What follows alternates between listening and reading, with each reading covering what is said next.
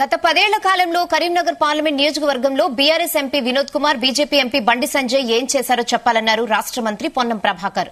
అభివృద్దిపై white paper విడుదల చేయాలని demand చేశారు. గత నెలలో తాము చేసిన అభివృద్దిని వివరించి ఓటు అడుగుతామన్నారు పొన్నం ప్రభాకర్.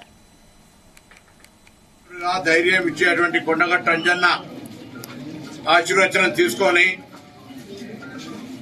రాబోయే లోక్సభ ఎన్నికల్లో కరీంనగర్ లోక్సభ నుంచి కాంగ్రెస్ పార్టీ అభ్యర్థిని గెలిపియమని ఆ భగవంతుని ప్రార్థించుకొని ఈరోజు మీ ద్వారా కరీంనగర్ లోక్సభ నియోజకవర్గ ప్రజలందరికీ విజ్ఞప్తి చేస్తా ఉన్నాం. కాంగ్రెస్ పార్టీ శ్రేణులందరికీ కథన రంగంలోకి నడవమని, మన ప్రభుత్వం ప్రజాపాలన ప్రభుత్వం గత 4 నెలలుగా ఇచ్చిన వాగ్దానాలు ఒకటికొకటి తీసుకొని ముందుకు పోతూ ప్రజలకు సంబంధించి అనేక కార్యక్రమాలు తీసుకొని పోయే సందర్భంలో ప్రజల దగ్గరికి వెళ్లి నేరుగా ధైర్యంగా కాంగ్రెస్ పార్టీని గెలిపియమని అడిగే విధంగా కార్యకర్తలు కార్యాచరణ తీసుకోవాలని సందర్భంగా కోరుతా ఉన్నాం.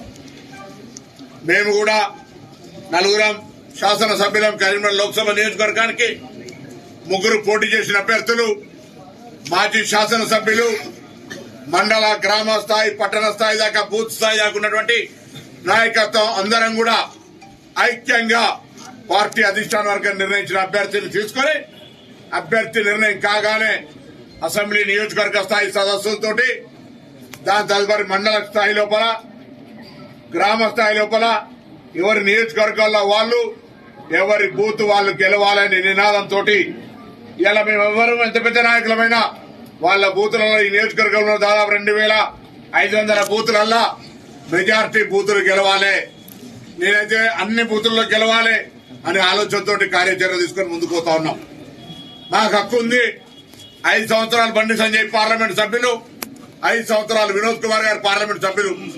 నేను అభ్యర్థి కాకపోయినా కాంగ్రెస్ పార్టీ తరఫున నేను కూడా 5 సంవత్సరాలు పార్లమెంట్ సభ్యుని. ఇలా పోటీలో వాళ్ళు ఇద్దరున్నారు. నేను పోటీలో లేకుండా నా పార్టీ అభ్యర్థి ఉన్నాడు. మేము బహిరంగంగా చర్చకు సవాల్ చేస్తా ఉన్నా. ఈ నియోజకవర్గ ప్రజలకు మీరు 5 సంవత్సరాల కాలంలో ఏం చేసినో శ్వేతపత్రం రూపంలో చర్చకు వచ్చే ధైర్యం లేకపోతే శ్వేతపత్ర రూపంలో ప్రజలకు చూపెట్టండి.